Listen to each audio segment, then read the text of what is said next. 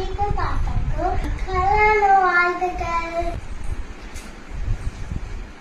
எனக்கு ஆச்சி தாத்தா ரொம்ப பிடிக்கும். எதுக்குன்னா எனக்கு டெய்லி என்னை பார்த்துருக்காங்க. டெய்லி அவங்கள ஹெல்ப் பண்ணுவேன். அவங்க மட்டும்தான் ரொம்ப பிடிக்கும். ஆச்சி தாத்தா கூடயே இருப்பாங்க, நல்லா பார்த்துக்குவாங்க. நான் டெய்லி 2 பேரும் விளையாடுவாங்க.